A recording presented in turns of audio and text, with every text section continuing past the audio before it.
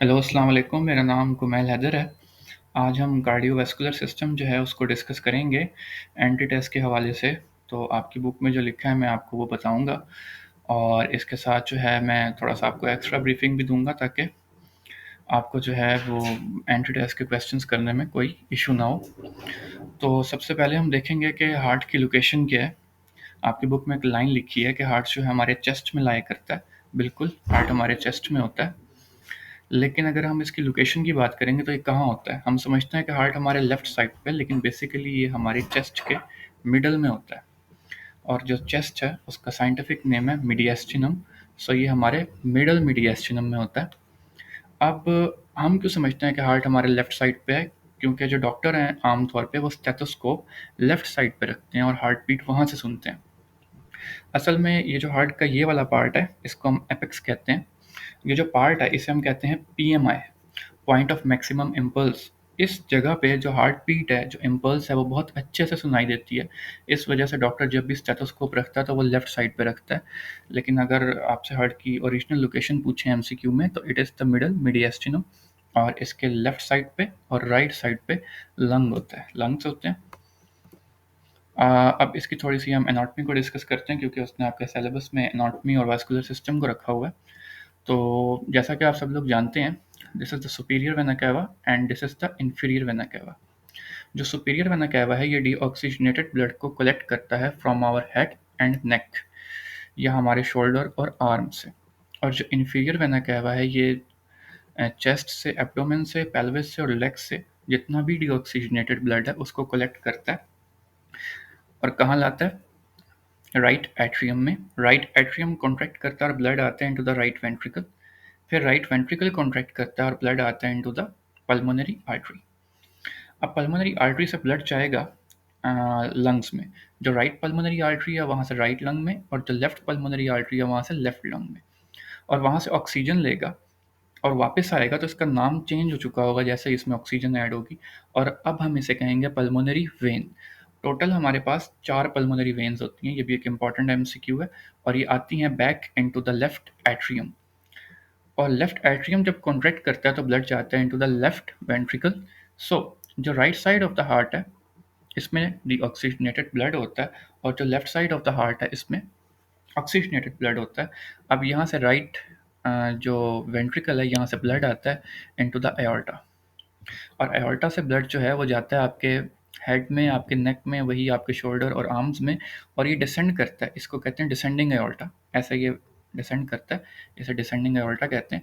और ये बाकी आपके जो बॉडी पार्ट्स हैं उनको सप्लाई करता है, जिसमें आपका चेस्ट आएगा, आपका एब्डोमेन आएगा और आपका लोअर लिम्ब आ जाएगा, लाइक आपका लेग्स और जो पेरिनियल एरिया है वो।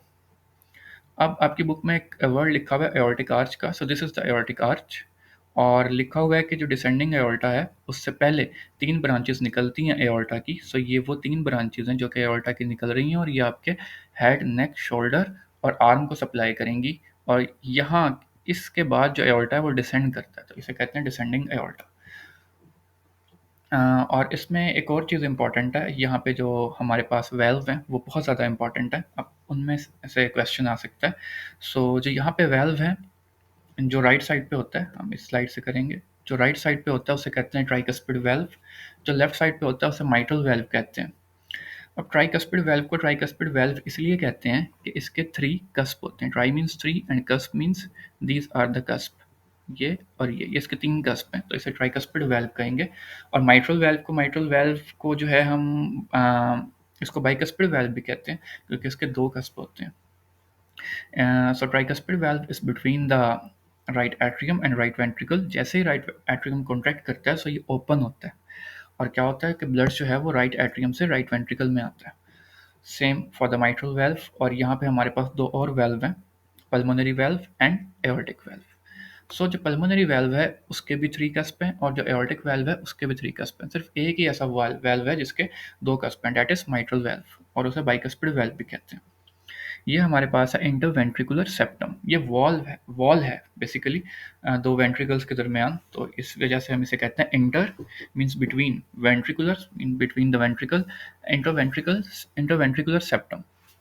अब ये जो 2 पल्मोनरी वेल्व हैं, एओर्टिक एंड ये जो एओर्टिक वेल्व है और पल्मोनरी वेल्व है, ये किधर होता है, ये क्लोज होता है to the interventricular septum. Interventricular septum के दो पार्ट्स होते हैं, ये वाला जो है, जो अपर पार्ट है वो थिन होता है और जो लोअर पार्ट है वो थिक होता है।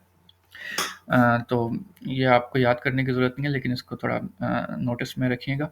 और इसके अलावा आपकी बुक में लिखा हुआ है कि जो लेफ्ट वेंट्रिकल है वो काफ़ी ज़्यादा थिक होता है, तो एक्चुअली 3 टाइम्स थिक होता है देन द राइट वेंट्रिकल। उसकी वजह क्या है कि जो लेफ्ट वेंट्रिकल है उसने आपकी पूरी बॉडी को सप्लाई करनी है ब्लड की थ्रू द एओर्टा, तो इस वजह से इसका थिक होना बहुत इंपॉर्टेंट है, क्योंकि जितना थिक होगा, जितनी इसकी मस्कुलैरिटी होगी, उतनी अच्छे तरीके से ये ब्लड सप्लाई करेगा टू आवर बॉडी, इसका फोर्स ऑफ कॉन्ट्रैक्शन अच्छा होगा, तो ब्लड सप्लाई भी अच्छा होगा।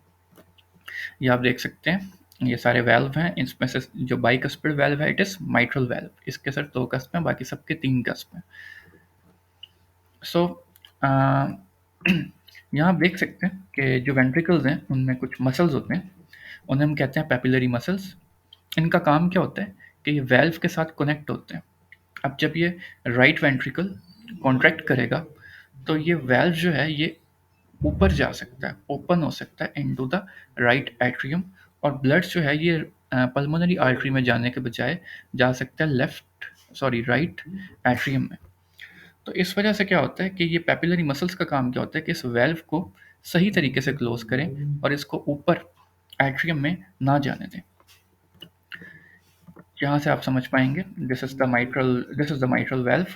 तो ये हमारे पास होगा left ventricle, so this is the left heart side. So जैसे ही यहाँ पे होगा लेफ्ट एट्रियम और यहाँ होगा लेफ्ट वेंट्रिकल, जैसे ही लेफ्ट एट्रियम कॉन्ट्रैक्ट करेगा तो क्या होगा कि जो ब्लड है इट विल, ये वेल्व ओपन होंगे, देखिए ये ओपन हो गए, और जो ब्लड है वो लेफ्ट वेंट्रिकल में आ जाएगा। ये हैं पैपिलरी मसल्स और ये इस वेल्व के साथ कनेक्ट हुए में हैं, ठीक है। तो अब जैसे ही वेंट्रिकल कॉन्ट्रैक्ट करेगा, क्योंकि ब्लड ने आगे एओर्टा में जाना है, लेफ्ट वेंट्रिकल कॉन्ट्रैक्ट करेगा, तो उस वक्त क्या होगा कि ब्लड जो है वो इन वेल्व से टकराएगा, ये वेल्व क्लोज हो जाएंगे, लेकिन ये ऊपर भी जा सकते हैं, इनको ऊपर, जैसे यहाँ ये नीचे आए थे तो ये ऊपर भी जा सकते हैं। अगर ये ऊपर जाएंगे तो सारा ब्लड वापस ऊपर चला जाएगा और हमारी सर्कुलेशन में ऐड नहीं हो सकेगा। तो इस वजह से उसको ऊपर जाने से कौन रोकता है, वो रोकते हैं पैपिलरी मसल्स। और पैपिलरी मसल्स जो हैं इन वेल्व के साथ अटैच होते हैं थ्रू द कॉर्डा टेंडने। ये बहुत इंपॉर्टेंट एमसीक्यूज हैं जो कि आ सकते हैं कि अटैच किसके जरिए हैं पैपिलरी मसल्स वेल्व के साथ, ये कॉर्डा टेंडने, ये इंपॉर्टेंट है। और दूसरा, they are present in our ventricles. Now अब आपको पता है कि जो हार्ट है उसके अराउंड एक लेयर होती है जो कि उसकी आउटर मोस्ट लेयर है, उसे कहते हैं पेरिकार्डियम। और इसी तरह जो लंग्स जो हैं उन उसकी जो आउटर मोस्ट लेयर होगी से हम कहेंगे प्लूरल लेयर, वो प्लूरा होगी। सो जो पेरिकार्डियम है, आपकी बुक में लिखा हुआ है कि इसमें पेरिकार्डियल कैविटी होती है और उसमें पेरिकार्डियल फ्लूइड होता है। तो पेरिकार्डियल फ्लूइड का ये मकसद होता है असल में कि जैसे ही हार्ट कॉन्ट्रैक्ट और रिलैक्स करता है तो ये फ्रिक्शन को मिनिमाइज करता है। और पेरिकार्डियम के बारे में आपकी बुक में लिखा हुआ है कि ये जो है ये आउटर एक्सटेंशन जो है हार्ट की उसको थोड़ा मिनिमाइज करता है। तो पेरिकार्डियल फ्लूइड अब मैं आपको दिखाता हूँ। ये है हमारे पास पेरिकार्डियम। ओके, ये दो लेयर्स जो हैं ये पेरिकार्डियम की हैं, और ये वाली लेयर जो है ये भी पेरिकार्डियम की है। सो ये और ये तीनों पेरिकार्डियम है। और ये पेरिकार्डियम की बेसिकली लेयर्स हैं, इतना डीप आपको जाने की ज़रूरत नहीं है। लेकिन यहाँ पे यह है पेरिकार्डियल कैविटी और इधर होता है पेरिकार्डियल फ्लूइड। सो पेरिकार्डियल फ्लूइड बेसिकली पेरिकार्डियम में होता है into the pericardial cavity. Pericardium को जैसे ही आप उठाएंगे तो नीचे से निकलेगी एक और लेयर, उसे कहेंगे मायोकार्डियम। मायो मीन मसल। सो एक मस्कुलर लेयर है, बेसिकली जो वेंट्रिकल्स हैं उसको कॉन्ट्रैक्ट यही करवाती है। अगर मैं आपको ये दिखा सकूँ तो ये देखें, ये है मस्कुलर लेयर। बेसिकली जब पेरिकार्डियम को हटाएंगे तो दरमियान से मस्कुलर लेयर निकलेगी। और उसके बाद जो एंड वाली लेयर है वो होती है एंडोकार्डियम। सो यहाँ पे एक इम्पॉर्टेंट चीज़ है जो मैं आपको बताना चाहता हूँ, जो मे भी आपके एग्जाम में आ सकती है कि जो पेरिकार्डियम है वो तो आउटर मोस्ट लेयर हो गई, उसको हटाएंगे तो मायोकार्डियम आएगी, और अगर उसको भी उठाएंगे तो एंडोकार्डियम आएगी। सो यह वेल्व देख रहे हैं, यहाँ पे आपके वेल्व्स होते हैं। सो वो लेयर जिसने इस वेल्व को कवर किया होता है वो एंडोकार्डियम है, ठीक है। तो एंडोकार्डियम जो है ये वेल्व को कवर करती है। ये जो ये वाली लेयर होगी आपके वेल्व के around, it will be endocardium. Okay, so ये हमारी बेसिक एनाटॉमी थी। इंशाल्लाह जो आगे मैं आपको इसकी थोड़ी-सी और एनाटॉमी और इसके जो वास्कुलर सिस्टम है और स्पेशली इसका जो कंडक्शन सिस्टम है, एसए नोड, एवी नोड और स्पेशली ईसीजी, वो इंशाल्लाह बताऊँगा और अभी के लिए फ़िलहाल इतना ही। बहुत शुक्रिया।